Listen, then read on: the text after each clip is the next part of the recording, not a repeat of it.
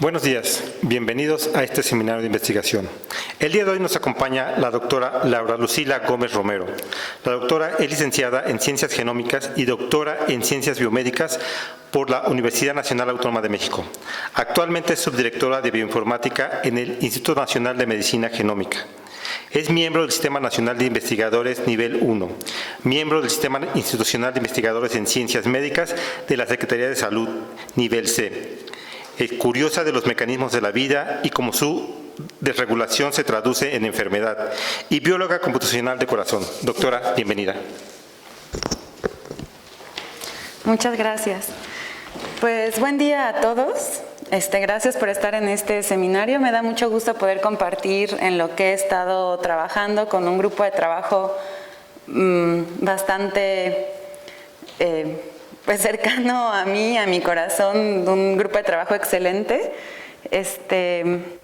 Yo les voy a hablar el día de hoy sobre reinfecciones de COVID-19 en la Ciudad de México. Realmente este es un pretexto para hablarles sobre todo lo que hemos hecho relativo a COVID-19, a SARS-CoV-2 aquí en el instituto. Primero, esta no es información nueva, pero siempre me parece importante que la tengamos en contexto.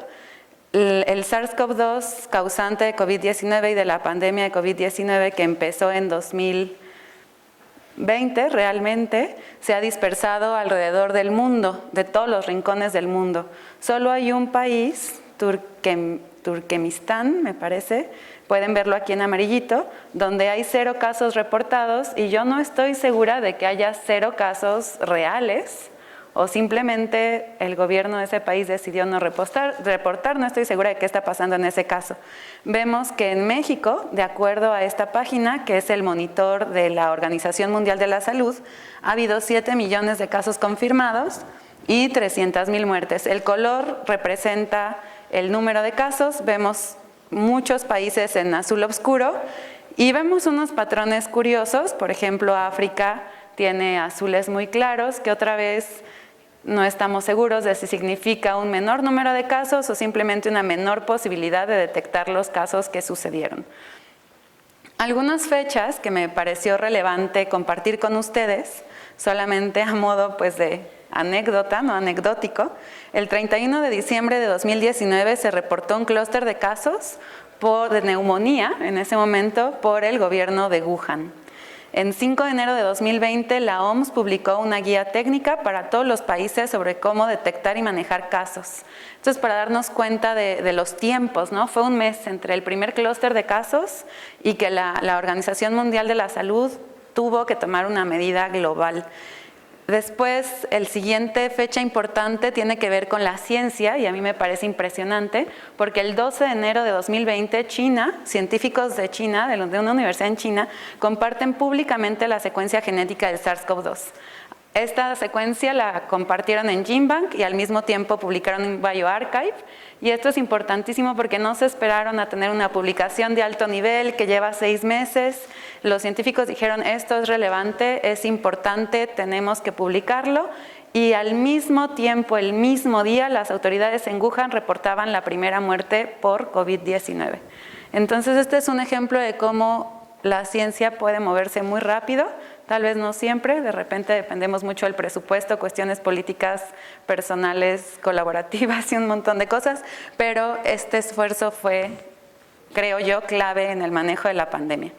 El 23 de enero de 2020 es el primer caso confirmado fuera de China y bueno, después de esto ya todo es historia, ¿verdad?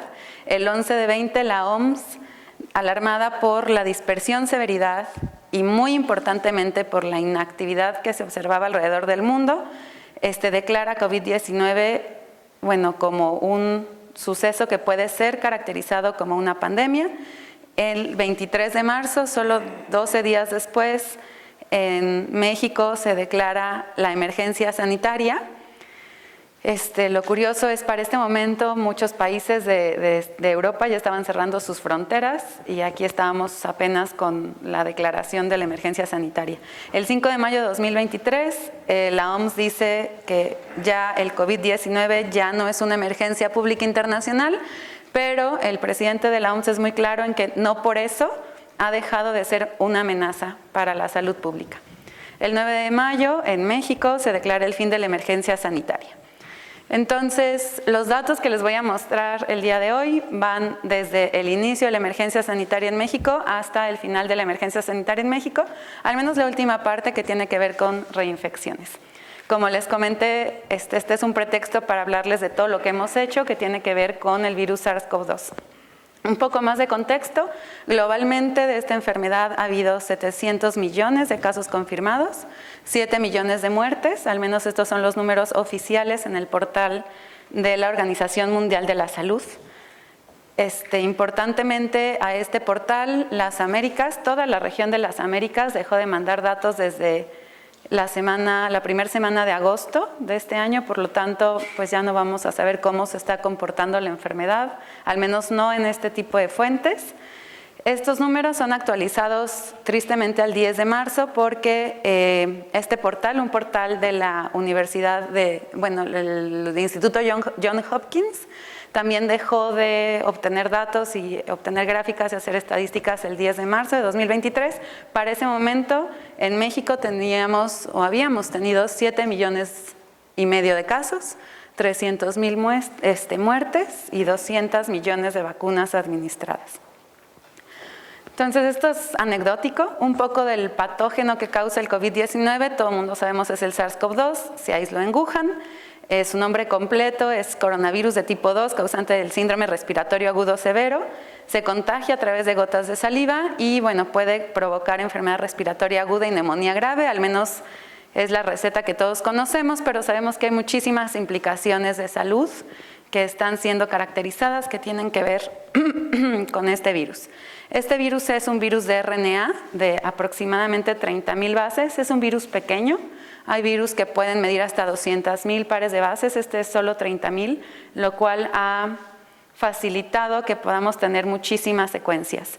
Este virus está compuesto por 12 genes, 2 de ellos realmente codifican para polimRNAs, más bien poliproteínas, que después son, porque el virus ya es un RNA, entonces codifica para poliproteínas que después son recortadas por enzimas y producen cada una muchísimos genes, de los NCPs. Y el SARS-CoV-2 se ha dispersado, ya les mostré a través del mundo, pero aquí les quiero mostrar una imagen tomada el día de hoy en la mañana para hacerlo más certero y actual posible. Y esta nos muestra la dispersión de las distintas, de los últimos 6 meses, la dispersión de los últimos 6 meses de las distintas variantes de COVID. Vemos que alrededor del mundo las mismas variantes son las más prevalentes, en este momento es la XBB, en sus distintos sabores. Y lo que antes era lo más prevalente, que eran los distintos sabores de Omicron, las BA.2, BA.5 y demás, ya no son tan comunes. También esta es una imagen de la variabilidad genómica del virus. Vemos que todo su genoma, todos sus virus tienen una gran cantidad de diversidad genómica.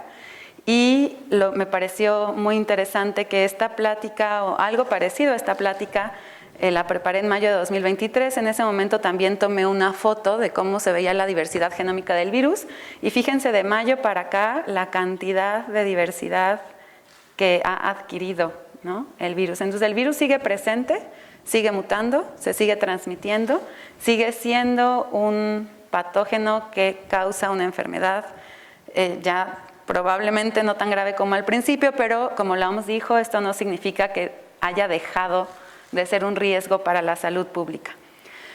En estos esfuerzos científicos, que yo creo que no tienen precedentes, existió y ha sido muy importante durante esta emergencia sanitaria en el mundo, este sitio, GSAID. GSAID es un sitio que ya existía, donde se reportaban, se subían secuencias de influenza. En cuanto empezó la pandemia, GSAID abrió la posibilidad de subir además secuencias de COVID y en este momento también se pueden subir secuencias de monkeypox y de RSV, que son otras enfermedades virales emergentes importantes. Lo que me parece interesante de GSAID es que además de concentrar genomas, tiene herramientas, que ahorita les voy a mostrar 2 muy rápidamente, que cualquier persona puede ver. Entonces es una fuente de datos muy interesante porque no solo tiene datos, sino análisis. Por ejemplo,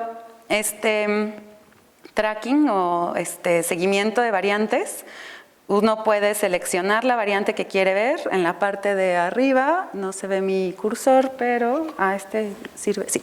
Aquí podemos seleccionar la variante y nos va a enseñar en ese momento cómo está su dispersión, cuáles son los envíos más recientes y además cuántas hay de secuencias en cada país de esta variante específica. Son datos que están muy accesibles, solo uno tiene que entrar a GISAID y seleccionar aquí en el Track and Variant, en esta parte, HCOV-19, y esto está en la página de inicio, entonces esta información cualquiera la puede pues consultar si así lo desean. También tiene esta herramienta que es bueno, ellos le llaman como panel de control de variantes, en donde pues no es solo una, vemos la frecuencia relativa de muchas variantes alrededor del tiempo y aquí podemos seleccionar el periodo de tiempo que queremos ver y acá igual vemos como el número de casos a través del tiempo y podemos seleccionar igual el periodo de tiempo que queremos ver y además podemos seleccionar un país, ¿no? Entonces son herramientas interesantes y GISAID es, la verdad, yo estoy muy impresionada porque ha ido creciendo conforme se van modificando y van creciendo las cosas que podemos hacer con el virus.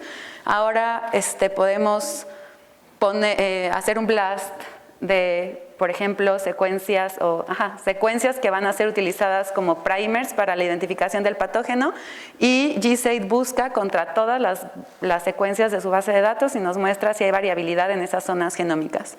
También ahora tiene la posibilidad de buscar las secuencias que se han encontrado en aguas residuales porque esta es la forma más moderna de ver si hay brotes poblacionales de COVID-19 en comunidades que pues no tienen tantos recursos para secuenciar todas las muestras y prefieren solo darse cuenta si hay un brote, ¿no? En general. También, perdón, lo de los primers se ve acá en Primer Checker y aquí es una secuencia BLAST contra todas las secuencias de la base de datos para ver a quién se parece. También tiene esta cuestión de la frecuencia de los linajes y un árbol hecho con Audacity que se va actualizando en casi tiempo real. Muy bien, entonces eso es de las herramientas que existen, solo por si alguien quisiera pues averiguar un poquito, ¿no? En algún periodo de tiempo, de alguna variante, lo que hay público.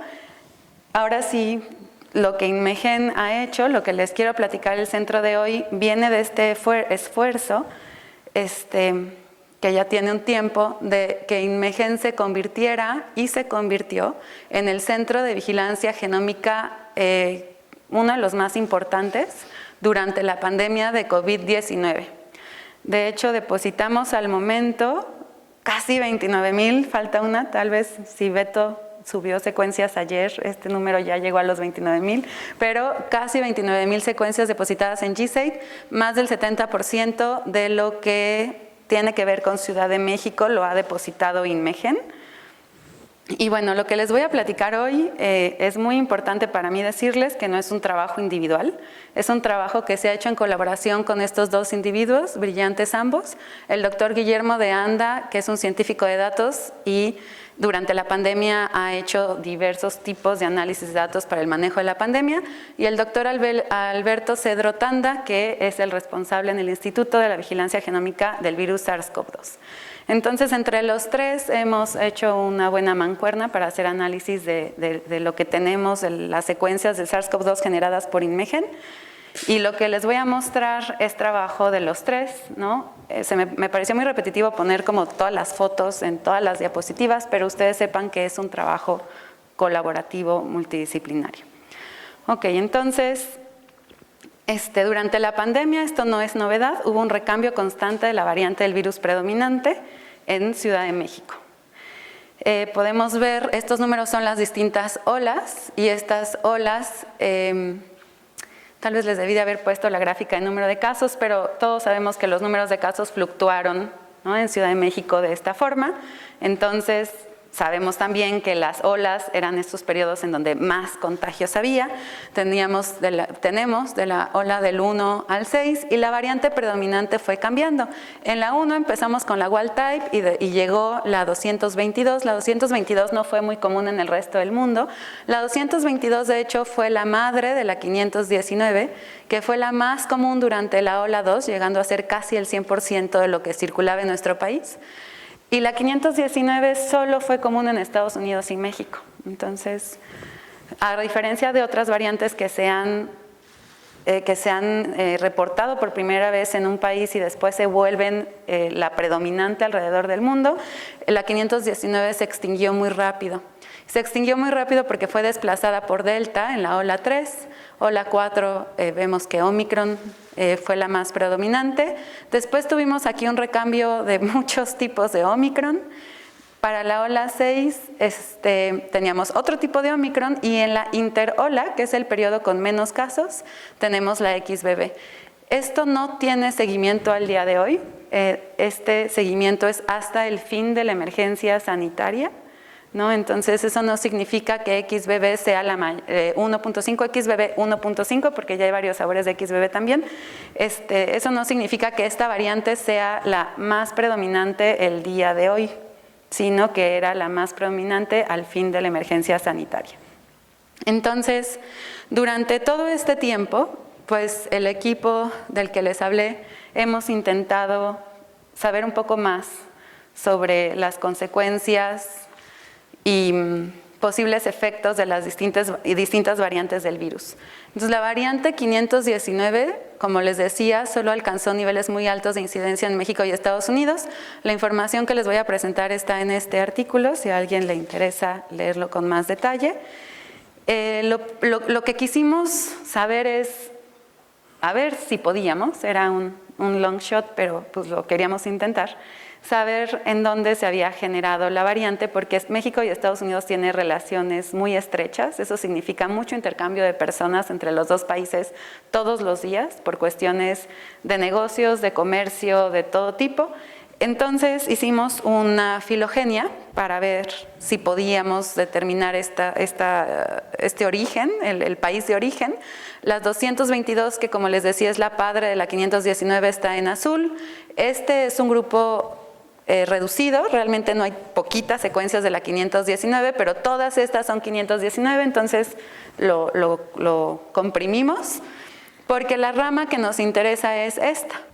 Fíjense que a partir de aquí para acá, todo es 519, y a partir de aquí para acá tenemos una rama mixta de 519 a 222, implicando que estas podrían ser las primeras 519, las que se parecen más a aquella variante ancestral.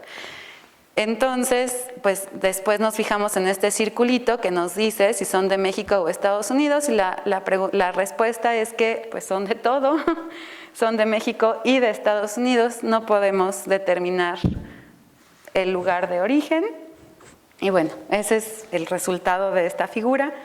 Es interesante, pero no pudimos determinar nada a ciencia cierta. Después, no sé si ustedes han escuchado hablar de las redes de haplotipos.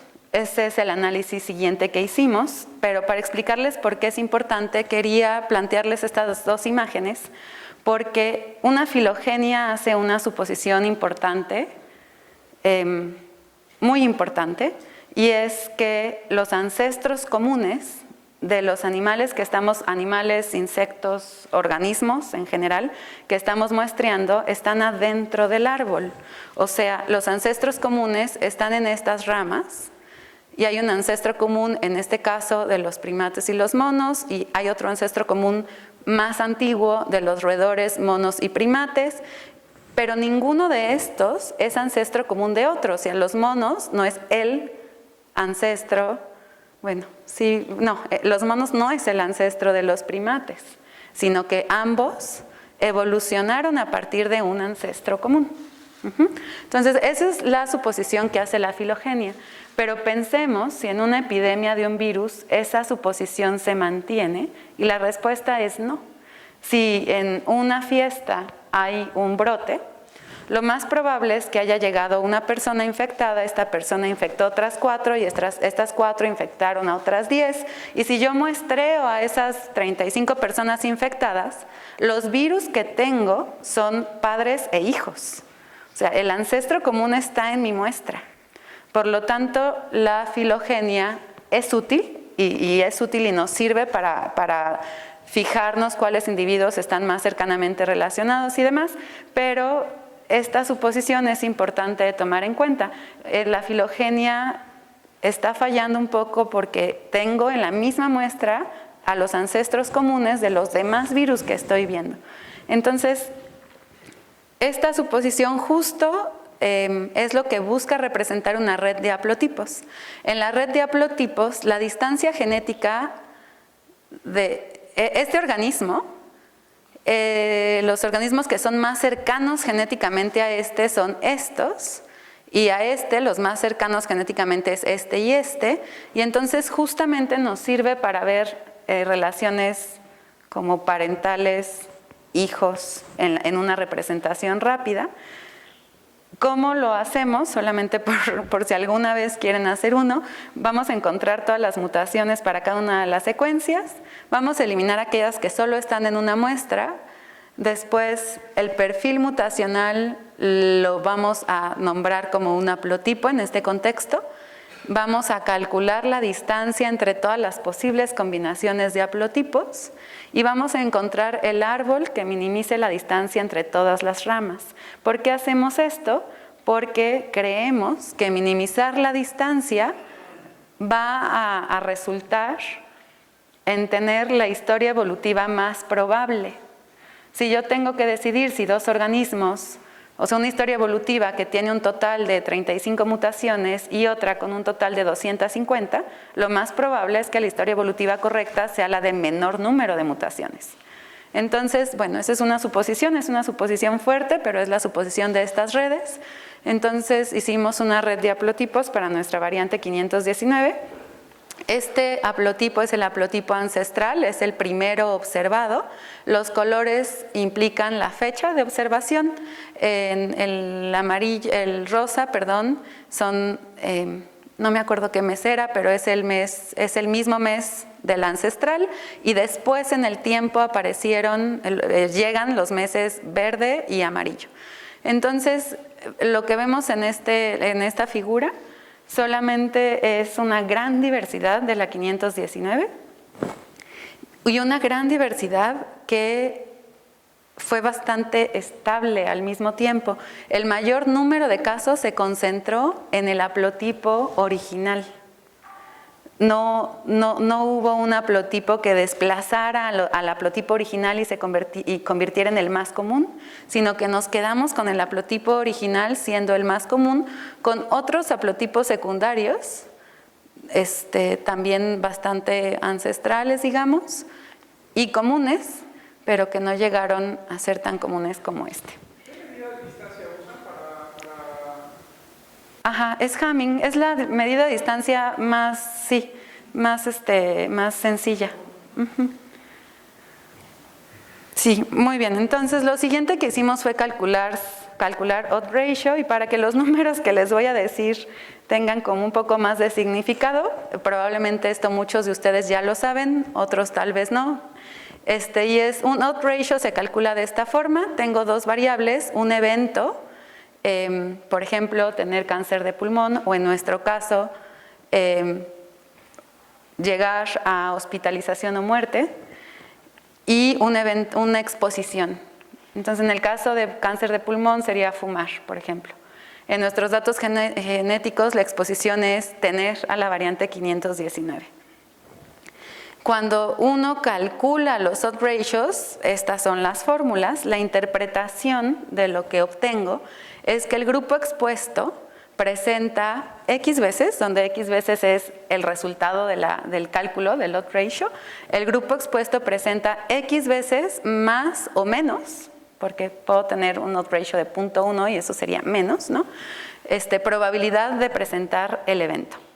Entonces, Para este trabajo, Nicolás Alcaraz nos ayudó con esta parte y además era al inicio de la pandemia, hubo un conjunto de médicos, una labor bien ardua en ese momento, que llamaron a todas las personas para las cuales se clasificó que tenían la variante 519 y con una entrevista telefónica en persona preguntaron sobre su sintomatología.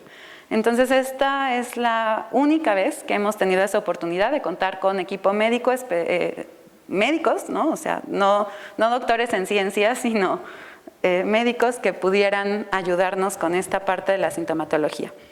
Entonces calculamos un odds ratio de 1.786 para falta de aire, 1.489 para dolor de pecho y 3.665 para cianosis. Cianosis es cuando los labios, uñas, extremidades se ponen morados o azulosos, generalmente por falta de aire.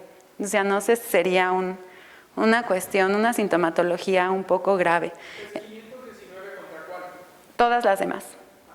Cualquier otra. Ajá, por eso acá dice otra.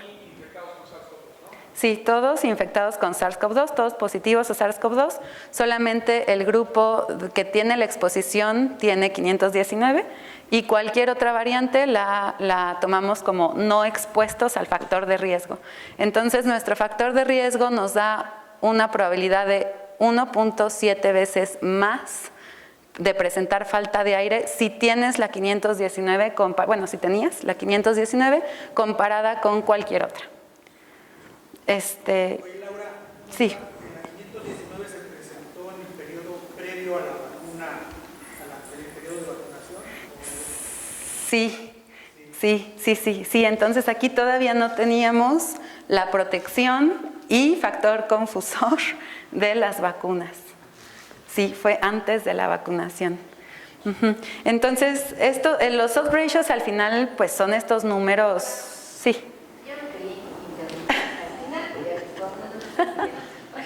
Yo me pregunto en relación a las variables, a las comorbilidades, si también se utilizaron como variables de ajuste y pues así que estaban encontrando era por la variante más que otras. Sí, no, es una muy buena pregunta. Este análisis se hizo con regresión logística y en la regresión logística se tomó en cuenta el sexo, la edad y el número de comorbilidades para ajustar el modelo. Entonces, estos odds ratios ya toman en cuenta esas variables. Son probabilidades que dependen únicamente de esta variable y no de estas otras que se usaron para ajustar el modelo. Sí es cierto, lo que usamos fue edad, sexo y número de comorbilidades, no las comorbilidades en sí, porque el modelo se hacía enorme y bastante poco informativo. Cualquier otra cosa que tuviera que ver con nuestra variable de interés y no la corregimos, puede estar afectando el resultado, ¿no? ¿Qué tan significativos le salía el intercepto? En este caso era como de 1.7 y muy significativo. Hay un montón de cosas ahí que importan. Sí, bueno, sí, no esperábamos que no hubiera otras cosas que importaban, ¿no?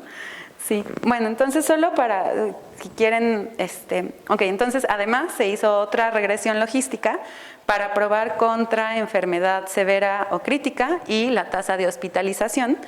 Estas gráficas son los datos como son y esto es la conclusión, digamos. Entonces solamente quiero que observemos cómo estas son fracciones, estos son números, estos dos datos son idénticos, o sea, son los mismos datos, solo representados de una forma ligeramente diferente. Y observemos cómo en muerte, tener la 519 en el grupo mayor a 65 años, pues es mucho más notorio, pero en todos los grupos de edad, bueno, aquí no hay muertes, menores a 25 no murió nadie, pero en todos los grupos de edad tengo un mayor número de muertes si tengo la variante a que si tengo otra variante. Todos son COVID positivos, pero otra variante.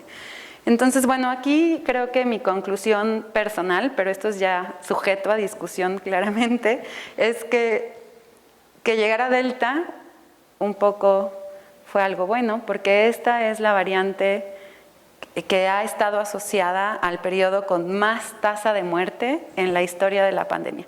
Es cierto que es antes de las vacunas, pero antes de las vacunas hubo la 222 y la wild type como cepas predominantes, y aún así el pico de muertes, hospitalizaciones y enfermedad grave lo encontramos en el periodo de la 519. ¿Tu comparación es con todos los que fueron sintomáticos o con todos los que les hicieron prueba? Con todos los que les hicieron prueba. Aquí no hay ninguna cuestión de sintomatología. ¿Tendrían el dato de sintomáticos para a lo mejor solo correrlos en los sintomáticos? No. No. Sí, en este caso sí, porque estos datos tienen la información clínica que fue colectada por los doctores. En algunos otros datos es más difícil, porque dependemos de una base de datos que se llama CISBER, que ahorita llegó a esa parte, pero en estos datos específicos sí podríamos hacer eso. Correr ese modelo con solo los sintomáticos. O sea, si tienes infección por COVID que sí te enfermó, con la infección por COVID que sí te enfermó con la 519 y de... Sí. Sí se podría. De hecho, en esta gráfica están los asintomáticos o de enfermedad leve, solo que están todos juntos en la parte amarilla de la gráfica. Y bueno, si esto es un favor, podemos seguir con esta dinámica, yo no tengo problema, a mí me encanta discutir, ¿no? Pero si quieren que lleguemos a la parte de reinfecciones, que es lo último, entonces tal vez sea mejor que guardemos las preguntas para el final, ¿no? Muy bien, entonces también hicimos análisis a lo largo del camino sobre Omicron. De Delta no nos dio tiempo, vino y se fue antes de que pudiéramos hacer algo,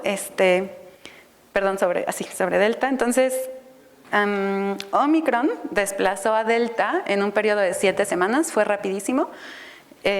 Omicron aquí lo vemos en estas barras naranjas, los distintos sabores de Delta están en los distintos verdes. Y bueno, aquí también una vez más queríamos saber si hubo un único evento fundador de Omicron, lo cual yo considero que es difícil, pero bueno, queríamos ver si las filogenias nos ayudaban a contestar esta pregunta. Y bueno, en esta filogenia vemos, son puras secuencias Omicron de México y el resto del mundo. El color de este círculo, yo sé que se ve bien chiquito y esto no se ve nada, pero simplemente los colores son distintos países. El rosa es Estados Unidos.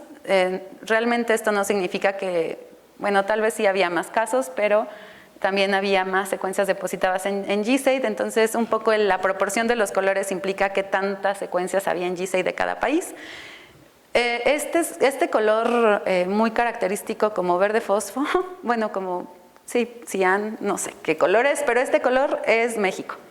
Y entonces podemos ver que secuencias de México están colectadas, o bueno, aparecen a lo largo de todo el árbol, y haciendo un zoom en esta región, podemos ver que son muy cercanas a muchos otros países. Entonces, otra vez no podemos decir si hubo muchos eventos o solo uno, más bien, podemos decir que hubo muchos eventos de intercambios, eso sí lo podemos decir, entre México y el resto del mundo. Pero este árbol es muy interesante porque en este árbol ahora solo es México, y quiero llamar su atención a esta parte. Los colores solo es México, Ciudad de México, no Ciudad de México. Y fíjense las líneas, la longitud de estas líneas, implicando que en esta parte hay mucha más variabilidad que en todo el resto del árbol. Recuerden que este árbol está hecho con secuencias de todo el mundo. Entonces, en Ciudad de México tenemos mucha más variabilidad que en todas las secuencias Omicron de GSAID, y todas vienen de un único evento. Entonces, lo que es cierto es que un evento de importación dio origen a la mayoría de la diversidad observada en Ciudad de México. No toda, podemos ver Ciudad de México por acá y por todos lados, ¿no? Pero la diversidad es mayor en este lado y es un único evento de importación.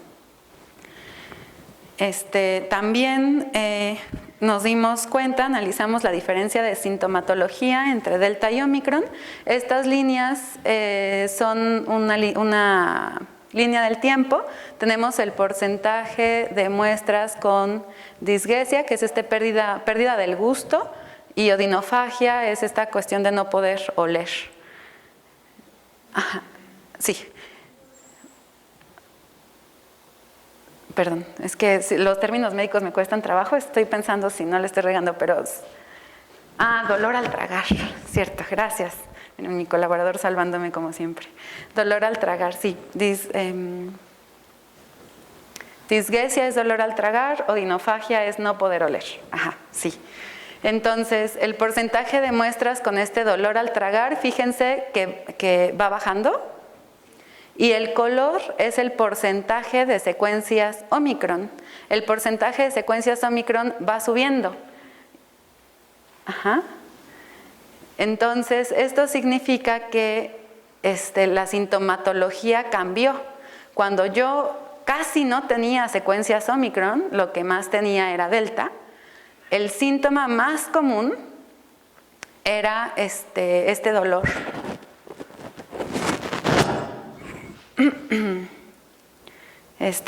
Ay, perdón, es que hasta yo ya lo voy a repetir porque creo que lo estoy diciendo extraño. Ok, entonces, en este periodo, ¿no? tenía muy pocas secuencias Omicron. El síntoma más común era la disgeusia. En este periodo tengo muchas secuencias Omicron y la sintomatología ha cambiado a que lo que se presenta más comúnmente es la odinofagia. Y de hecho esta diferencia fue significativa, ¿no? Con un OR de 2.1 para la odinofagia asociada a la variante Omicron. Muy bien, entonces regresando a nuestro análisis global, y ahora sí voy a llegar a la parte que prometí que iba a platicar, ¿no? Ahora tenemos dos fuentes de datos principales, ya no tenemos a este equipo de médicos apoyándonos, entonces tenemos más bien que hacer uso de una base de datos federal del Sistema de Vigilancia Epidemiológica de la Enfermedad Respiratoria Viral y bueno, siempre de GISAID. Como les había comentado, INMEGEN contribuye al 70% de los genomas de Ciudad de México reportados en GISAID. Y bueno, CISVER tiene 20 variables que tienen que ver con cuestiones clínicas, tiene la CURP de cada uno de los pacientes, estado de vacunación, sintomatología, si el paciente falleció, estuvo hospitalizado, y bueno, la CURP que tenga este dato de identificación hace primero que tengamos que ser muy cuidadosos con los datos en la cuestión de no compartir absolutamente nada a nadie, pero nos sirve para identificar reinfecciones, ¿no? Entonces, en esta gráfica vemos en esta primera línea el máximo de casos, el número de casos, perdón, y el número de casos máximo ha sido en la ola 4, con 91.040 casos semanales. Y en esta otra línea vemos el porcentaje de reinfecciones y el porcentaje de reinfecciones va a la alta. Ahora este porcentaje es el porcentaje de reinfecciones. ¿Cuántas de las infecciones totales son reinfecciones? Y bueno, un poco no es sorprendente que cada vez haya más reinfecciones. De las personas que se contagian, una mayor proporción de esas personas ya se habían contagiado antes, ¿no? Entonces, para la última semana de este análisis, que es la semana epidemiológica 19, el fin de la emergencia sanitaria, el porcentaje de reinfecciones estaba en 24.6, pero bueno, iba claramente a la alta, ¿no? Muy bien, estas otras dos gráficas nos muestran el máximo de hospitalizaciones y de muertes. Fíjense que las hospitalizaciones pues también tuvieron picos en cada una de las olas, como les decía, la ola 2 fue la peor en cuestión de hospitalizaciones y muertes semanales, y afortunadamente las muertes, bueno, ambas, pues van a la baja, ¿no? Las muertes más claramente que las hospitalizaciones. Muy bien, entonces ahora sí hablemos sobre reinfecciones. Y para poder hablar sobre reinfecciones, lo primero que tenemos que definir es qué es una reinfección. Y lo interesante es que agencias internacionales no se ponen de acuerdo en qué es una reinfección. El CDC, la Agencia de Estados Unidos de Control de Enfermedades, menciona que una reinfección tiene que ser un resultado positivo de SARS-CoV-2 al SARS-CoV-2 RNA o un resultado positivo a una prueba de antígenos realizada en un espécimen respiratorio colectado más de 90 días después de un caso COVID-19 confirmado o probable. Y por otro lado, esta agencia gubernamental, que es el gobierno de Australia, menciona que dado que las reinfecciones podrían ocurrir tan temprano como los 28 días después de que un paciente se recupera, fíjense que no es el mismo punto, ¿no?, de tiempo, no están midiendo a partir del mismo lugar, aquí es del resultado de una muestra, de una prueba, incluso de antígeno, y acá me están hablando de la recuperación, ¿no? Esta agencia gubernamental aconseja que el periodo de reinfección sea reducido de 12 semanas a 28 días y por lo tanto en Australia las personas que son positivas después de 28 días de terminar su aislamiento son reportados como nuevos casos. Bueno, esto también le impone un reto si se quiere hacer un análisis global de reinfecciones en el mundo, porque cada gobierno establece sus criterios. Pueden seguir los criterios de la CDC, pero como esta agencia gubernamental podrían definir sus propios criterios basados en su población, en sus observaciones y en alguna cuestión lógica razonable, ¿no? Muy bien, entonces lo primero es para nosotros, en este análisis no estoy diciendo para el gobierno de México, no, solo para nosotros en el análisis de reinfecciones, cuál iba a ser nuestro criterio, y aquí les muestro el número de posibles reinfecciones dado el tiempo entre las infecciones. Y entonces primero nos dimos cuenta de algo bien curioso y es que pues hay 4,000 con un día de diferencia. Eso claramente no es una reinfección, ¿no? O sea, 28 o 90 no estoy segura, pero un día de diferencia no es una reinfección, no es un nuevo caso. Más bien fueron casos que probablemente se muestrearon en 2 hospitales diferentes sin decir que ya se habían muestreado en el anterior o diciendo pero la enfermera no lo anotó y se subieron varias veces al sistema. O duplicados en el sistema porque también nos encontramos registros, de hecho pocos, pero algunos con 0 días de diferencia, ¿no? Entonces, bueno, ahí hay un montón de ruido en esta primera parte inicial de la gráfica que no son reinfecciones, son registros duplicados del mismo evento de infección. Entonces, si no les enseño la imagen de 28 hubiera sido una buena idea, pero apenas se me está ocurriendo que hubiera sido una buena idea. Pero con 28 no hemos salido de la parte del ruido, 28 está como por aquí. En cambio, si tomamos el criterio de la CDC de mayor a 90, ya estamos por aquí en la gráfica y entonces ya ahora sí se ve este comportamiento esperado. Bueno, no estoy segura, para mí la verdad no fue esperado al principio, pero viéndolo digo, no, pues sí, tiene todo el sentido, porque el número de reinfecciones no es una cuestión lineal a través del tiempo, ¿no? El número de casos no es lineal, por lo tanto el número de reinfecciones no podría ser lineal, es una función de muchas cosas, entre ellas el número de casos, el sistema inmune, tu número de anticuerpos, muchas cosas que podrían estar ciclando, ¿no? Entonces, vemos, este es entonces nuestro criterio para definir qué es una reinfección, 2 resultados positivos separados por al menos 90 días. Dado eso, tenemos en la base de datos de CISVER 147,000, casi 150,000 reinfecciones, infecciones, totales en 72,400 pacientes, 74,789 infecciones no primarias y 70,000 con pacientes con una y solo una reinfección. Esos pacientes con una y solo una son los que vamos a estar analizando en el resto de las gráficas y números que les voy a mostrar, porque no estamos seguros de que la segunda, tercera, cuarta, quinta infección tengan el mismo comportamiento que la primera, y aunque sí creo que sería algo que vale la pena que estudiemos, no tenemos datos sobre eso en este momento. Ok, entonces lo primero es el número de infecciones entre periodos. Yo sé que no ven los números. Lo que no sabía que no iban a ver era la parte de aquí abajo. Pero bueno, esto empieza en la ola 1, interola 1, ola 2, interola 2 y así. Lo que quiero que vean de esta gráfica es que aquí es la infección índice. La mayoría de las reinfecciones tienen su infección índice durante la ola 2. Tiene sentido, es la ola con el mayor número de casos.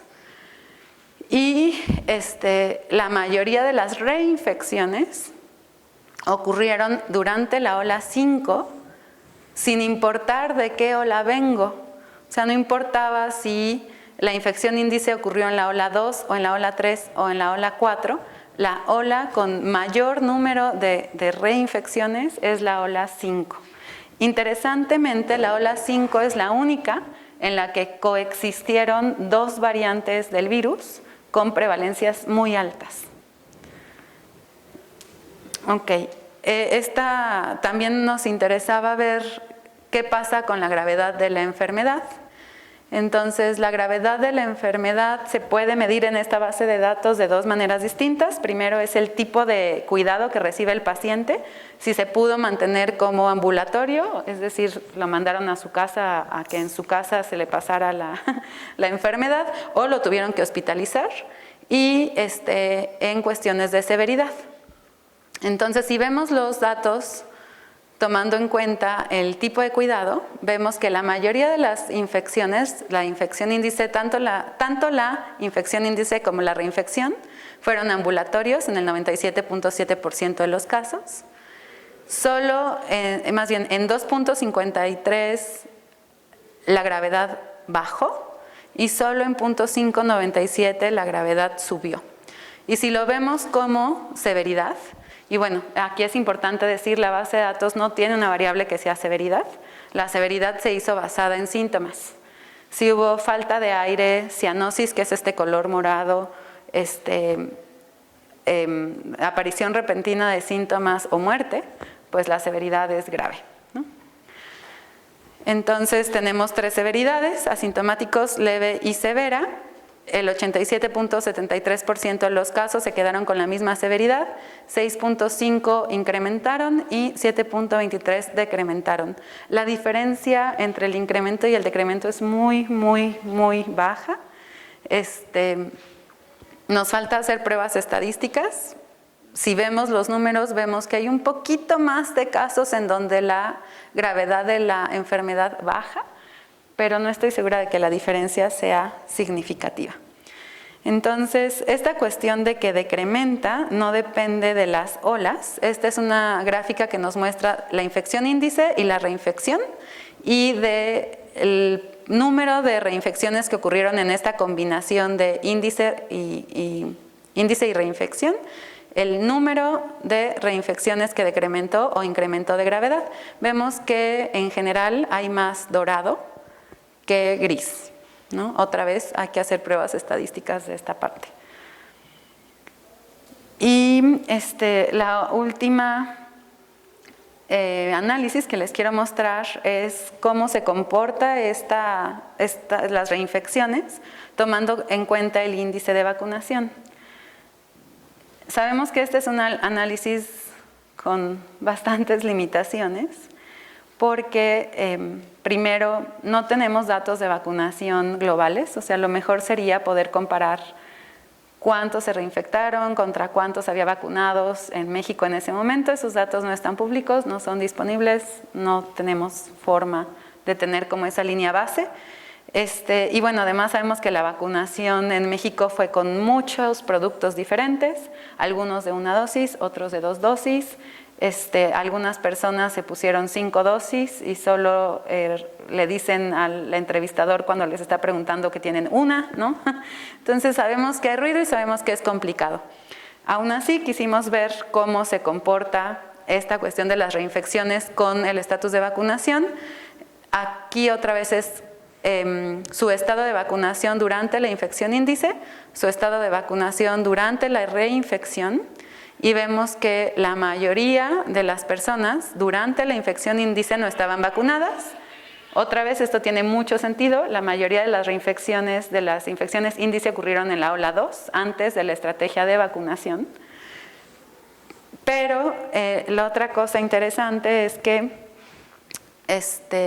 estos números, durante la reinfección tenemos 36% de personas vacunadas y 40% de no vacunados. Ahora, las reinfecciones, la mayoría son a partir de la ola 5 para acá, ¿no? De hecho, la mayoría están en la ola 5. Y al momento de la ola 5, la estrategia de vacunación menciona una cobertura de un 63.5%. Entonces, si tomamos en cuenta eso, estos números pues no reflejan simplemente la cobertura de vacunación. Tenemos una sobrerepresentación de personas no vacunadas durante la reinfección.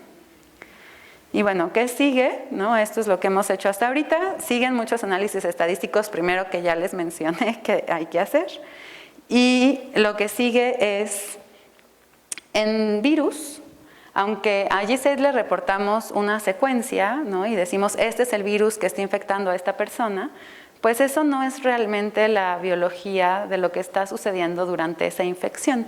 Lo que está sucediendo en esa infección es que probablemente a esa persona sí llegó un bonche pequeño o muy grande, depende, de partículas fundadoras de virus, pero estas partículas fundadoras han acumulado cambios. Y todas estas secuencias de virus con distintos cambios coexisten en la persona que está infectada. Lo que se reporta a G6 es un consenso de esto, que probablemente se parece a esto o no, podría haber cambiado completamente, bueno, no completamente, va a seguir siendo algo que se parece, pero podría haber acumulado bastantes mutaciones o unas pocas. Entonces, de esta población, algunos de estos virus pueden tener comportamientos ligeramente diferentes, estar mejor adaptados durante la infección, tener un mayor número de partículas virales resultantes de la infección, tener una tasa de replicación más alta, pueden tener ligeras variaciones en su comportamiento biológico. De hecho, todas estas se conocen como cuasiespecies y en evolución viral, de hecho me pareció muy interesante leer, que se pone en duda este concepto de referencia o este concepto de consenso del virus, y poder decir que una persona está infectada con esta secuencia se pone completamente a prueba, porque además la dinámica de la infección va a depender de la dinámica de estas poblaciones virales. Entonces, en G6, como les decía, se reporta una secuencia, pero en INMEGEN pues tenemos la secuenciación de 28.999 secuencias que hemos depositado a G6. Esto nos da la posibilidad de, si no vamos a poder obtener estas secuencias de principio a fin, porque sería imposible ensamblarlas así como partículas virales aisladas, pero sí podemos tener la frecuencia de todos estos cambios, dado que tenemos las lecturas de secuenciación.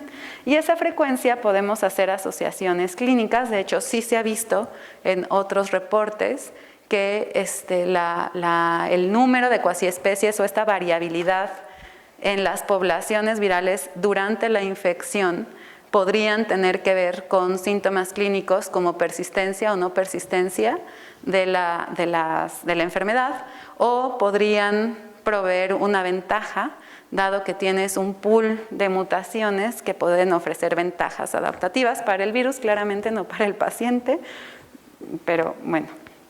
Ok, entonces, ahora sí, para terminar, no sé cuánto me tardé, tal vez me fui muy rápido, pero durante esta pandemia, una conclusión que yo considero importantísima es que la ciencia se movió con una velocidad impresionante.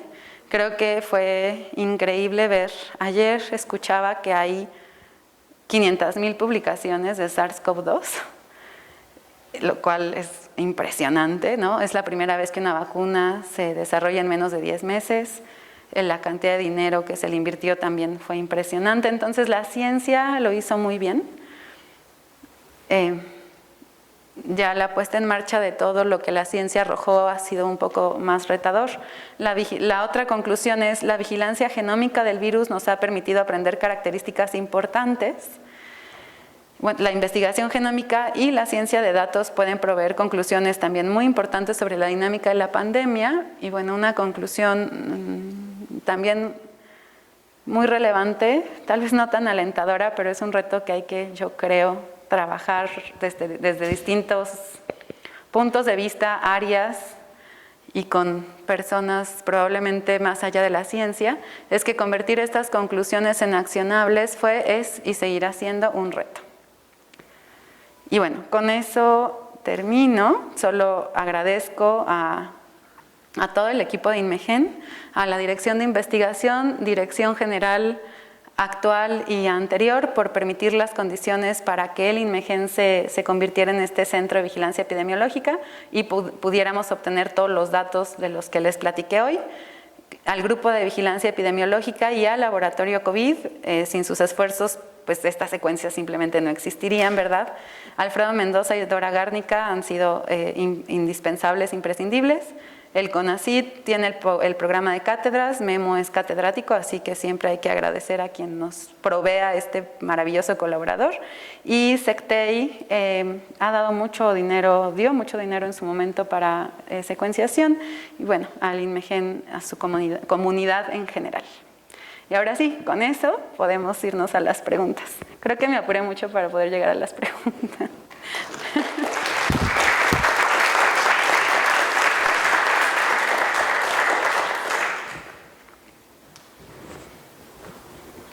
Laura, te felicito por los análisis que hicieron. Con los datos disponibles, me pareció sumamente atractivo el análisis que hicieron. Y yo nada más tengo una pregunta. En el tema de reinfección, ¿lograron detectar si había un cambio de variante en cada reinfección? ¿Y con qué tanta frecuencia ocurría la coinfección con dos variantes al mismo? No sé qué tan fácil era de detectar eso, pero... Sí, no, o sea, el trabajo de reinfecciones, cuando lo empezamos, esa era nuestra pregunta principal, ¿no? Entonces, por ahí empezamos. ¿Qué necesitamos para poder contestarla? Que haya match entre la base de datos clínica y las secuencias de INMEGEN, porque INMEGEN sube las secuencias a GSAID y sube las secuencias para acá, pero no todas tienen ambos casos de la reinfección secuenciadas.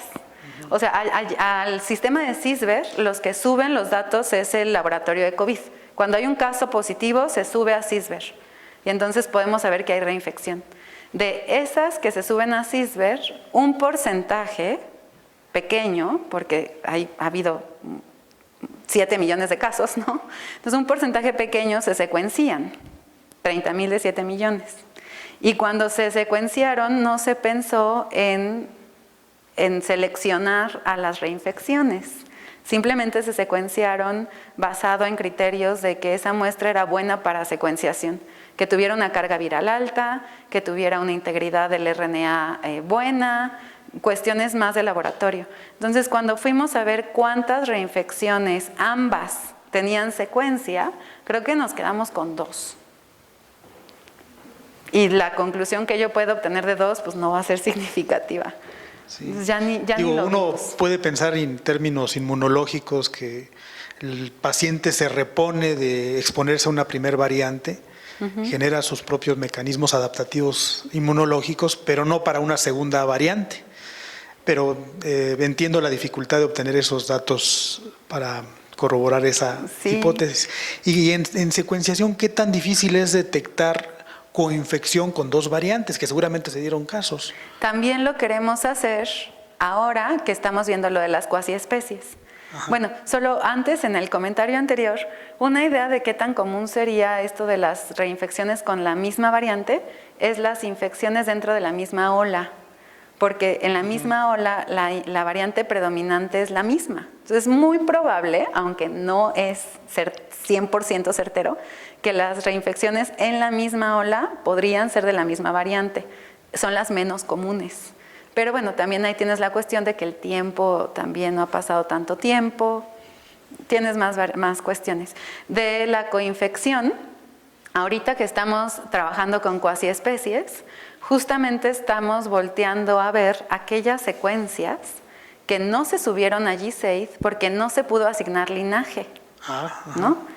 Y eso va a ser interesante porque no se pudo asignar linaje tal vez por varias razones. Una de ellas es baja profundidad de secuenciación, baja cobertura, pero puede ser también porque en el llamado de variantes, muchos sitios fueron Ns porque había varias opciones, o durante la asignación de linaje no se le pudo asignar linaje porque tenías la misma confianza para 2 porque creaste un híbrido de secuencia de varios linajes, ¿no? Eso lo estamos analizando. Todavía no tengo los datos, pero lo estamos haciendo. Pues felicidades al grupo. Gracias, muchas gracias.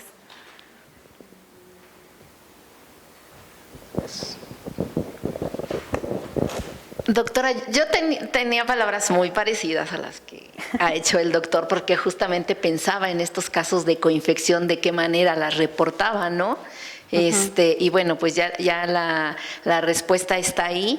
Y la otra cosa es que si evidentemente hacer este tipo de análisis pues ha sido muy complicado, pero si hay alguna variante que tenga, que un individuo se haya infectado como su primera infección haya sido Omicron y que ese sea más susceptible a tener infecciones que aquel que se infectó con Delta, por ejemplo.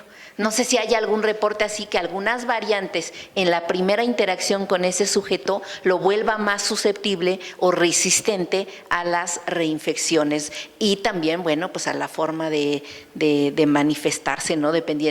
Clínicamente dependiendo del tipo o del número de veces con las que se ha reinfectado. Y la otra cosa que quiero comentar es en relación a B19.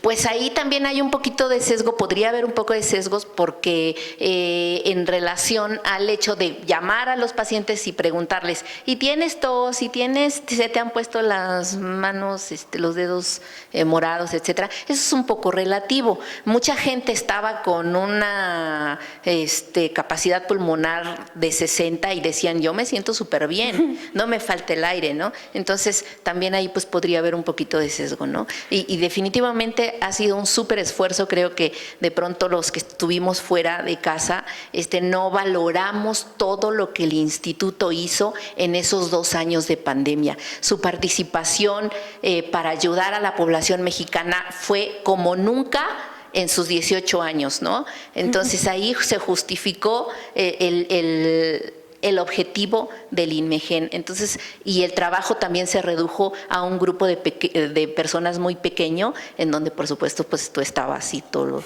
los de la unidad, ¿no? Entonces, por eso, muchas gracias y muchas felicidades. Muchas gracias, Silvia. Muchas gracias. Sobre la primer pregunta, sí, o sea, es muy interesante. La respuesta corta es que como no tenemos intersección entre secuencias y datos clínicos, casi no hay forma de que lo contestemos con los datos de aquí. No he visto un reporte sobre eso, sería muy interesante. Lo único que tengo que podría hablar muy indirectamente de lo que estás preguntando es que fíjate que aunque la ola 1 pasó hace más tiempo y no estábamos vacunados, la variante wild type, casi la gente que tuvo la variante wild type no se ha reinfectado. También el número de casos acá es menor, ¿no?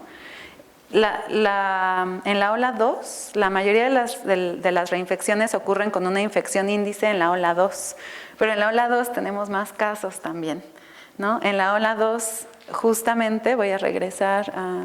Ahí está. Ajá. En la ola 2, justamente nuestra variante predominante era la 519, lo cual lo hace más complicado porque, como te mencioné, la 519 solo fue muy prevalente en México. Entonces, observar si esta variante que en nuestro país es con la que se infectaron probablemente, porque es una cuestión indirecta lo que estoy haciendo ahorita, ¿no? O sea, con la que se infectaron probablemente la mayoría de las personas que se han reinfectado en su infección índice, no se observa en otros países casi. Entonces complica esto un poco resolver la pregunta. Sobre la mención que haces al equipo, muchas gracias. Y sí, yo creo que si estuvieran aquí todos los chicos del laboratorio COVID, los chicos de este grupo de vigilancia epidemiológica que estuvieron incansablemente trabajando durante toda la pandemia, les encantaría escuchar tu comentario. Yo se los voy a intentar hacer llegar de alguna forma. Y sobre la cuestión de las entrevistas, totalmente de acuerdo, porque además estos doctores le hablaron a las personas, o sea, la persona vino, se tomó muestra, en ese momento estaba enferma, se extrajo el ADN, se secuenció, y ya que se secuenció y se obtuvieron los resultados de que era 519, se le marcó por teléfono para preguntarle su sintomatología. Entonces no solamente fue una subjetividad de te falta el aire ahorita, fue una subjetividad de te faltó el aire en algún momento durante tu enfermedad. Y bueno, o sea, hay personas que no se acuerdan cómo se sintieron ayer, a menos que haya sido algo así muy desesperante que los marcó, probablemente hay ahí un sesgo de no registrarlo, no recordarlo. Pues sí, sí, o sea, definitivamente. Uh-huh. Hola, Lau. Oye, me intriga mucho esto de las cuasiespecies. ¿Se puede resolver eso con secuenciación de lecturas largas? Sí, estaría buenísimo. Si estuviéramos, bueno, ahora le llaman TIT, ¿no? Telomere to telomere sequencing. Pero bueno, en el instituto, pues tenemos recursos limitados. Lo más barato es hacer Illumina de un montón de muestras al mismo tiempo. Y sí, tener la población, o sea, tener esta población así como se muestra en la figura, ¿no? O sea, ensamblada, súper, esta mutación está en este virus, y esta mutación en este virus, y esta mutación en este virus, estaría buenísimo, ¿no? Porque además si tuvieras este tipo de secuenciación, hasta podrías ponerle probablemente abundancias relativas a cada virus. Tal vez no solo es una cuestión de quién está, sino de cuánto hay de cada uno de los individuos que existen. Sí, o sea, sí, pero no tenemos el presupuesto. Claro, siempre he pensado que ese evento, esos 2 años, son el archivo genómico más grande que vamos a tener en la historia. O sea, a lo mejor en 100 años va a haber algún, llámenle como quieran, arqueólogo genómico o lo que sea, y va a regresar a tomar, y tiene las secuencias ahí, ¿no? O sea, a lo mejor desarrollan un método para ver en secuencias, Illumina, identificar o ensamblar cuasiespecies, y ahí vas a tener ya a detalle todo lo que ocurrió durante la pandemia. A nivel molecular, pues. Sí, y nuestra base de datos es enorme, son 20,000 secuencias, pero bueno, Estados Unidos ha de tener 500,000, ¿no? Sí, estaría buenísimo. Acá hay una, bueno, después del doctor, aquí adelante hay una pregunta. ¿Voy yo? Sí. Oye, por supuesto, felicidades. Si esto se puede transmitir a todos los que participaron, es algo que sí lo amerita, ¿no? Un reconocimiento deberíamos hacer una cosa más abierta para que todo el IMEGEN por lo menos conozca esto, que me parece central, como tú lo señalaste. Mencionaste algo, pero no sé si en las bases de datos está registrado el tipo de vacuna, la vacuna que se utilizó como para analizar el efecto de la vacunación o de las vacunas principales en la incidencia de las distintas de las especies a lo largo de las distintas olas. ¿Han intentado algo o se puede hacer algo así? Sí se puede, sí está registrado. Ajá. Lo complica aún más porque tenemos otros factores confusores que vienen pegado con la marca de la vacuna. Uh-huh. Las vacunas, recuerden que en la estrategia de vacunación primero se vacunó por edad, ¿no?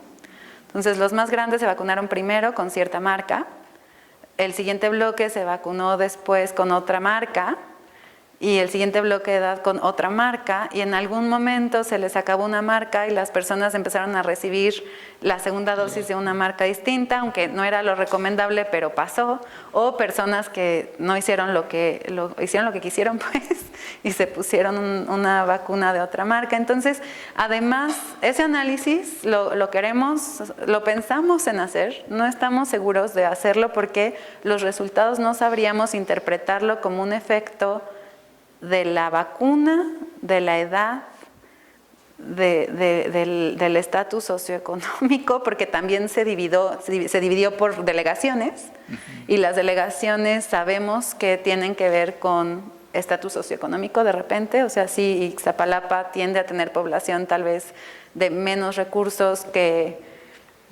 será que Coyoacán tal vez, que Miguel Hidalgo, ajá.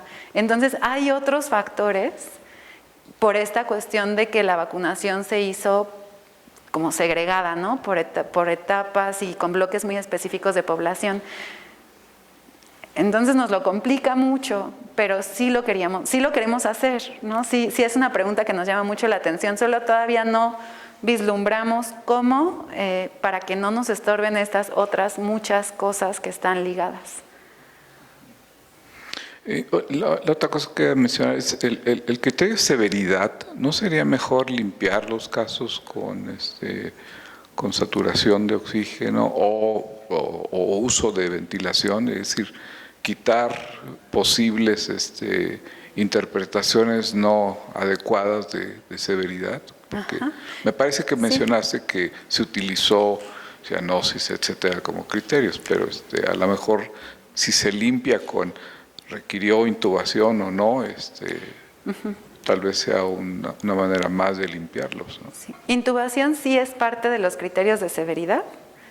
O sea, no es cualquier cosa, se utilizaron 4 o 5, es aparición abrupta de síntomas, intubación, falta de aire, cianosis. Y la ventaja es que estos datos los anotó el médico cuando el paciente estaba, o sea, son de los registros médicos del paciente, no es una cuestión de por teléfono como el paciente se sintió.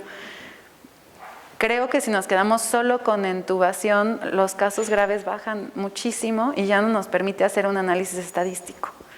Pero son más objetivos, sí. Quiero decir. Sí, definitivamente. Porque depende de quién lo viera, el paciente te va a decir algo distinto, ¿no? Sí, lo podríamos repetir, a ver qué pasa sí, con Gracias. ese criterio. Y felicidades de nuevo. Gracias, doctor. Acá había una pregunta.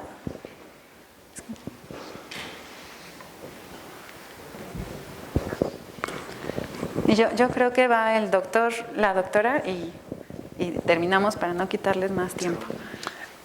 De tus 30,000 secuenciados, dices que reinfecciones no tienen secuenciados muchos, pero ¿sí tienen identificado qué variante tuvieron? No, porque esa información genética no es parte de la base de datos epidemiológica. Esa información genética la obtenemos en Inmegen cuando secuenciamos los aislados. Entonces, para muchísimos tenemos la información de CISVER, pero solo para 30,000 la de GSAID.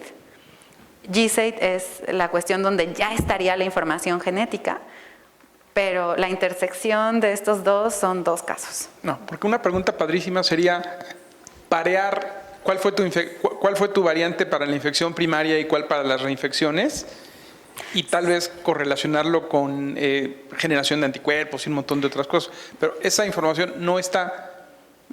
No, es que no. O sea, cuando se seleccionaron las secuencias para secuenciar, no se pensó en este tipo de análisis de reinfección, entonces no fue un criterio y no se tiene esa información. Es anecdótico chistoso porque cuando nos sentamos para planear nuestro trabajo de reinfecciones, yo me acuerdo que hicimos un montón de gráficas en papel, ¿no? Así bien padres, justo viendo de la primera, la segunda, las transferencias, cuántos, o sea, todo bien bonito. Y así, unos días después, yo diciéndole al equipo, se cancela la idea novedosa porque tenemos 2, ¿no? Sí. Laura, yo me uno a las felicitaciones hacia ti y hacia todas las personas que estuvieron trabajando durante la pandemia. Tengo una pregunta respecto a si se sabe la variante o si las condiciones de reinfección, que como lo estás mencionando está muy difícil, de aquellas personas que hayan tenido síntomas cognitivos. Cognitivos. Híjole, bueno, aquí voy a aprovechar y voy a hacer un poco de trampa. Primero, porque Memo, que es parte del equipo, como dije, esto es colaborativo y somos 3 personas en el equipo que hemos estado haciendo todo codo a codo. Memo es parte del equipo, está aquí, entonces todas sus felicitaciones también las extiendo a él.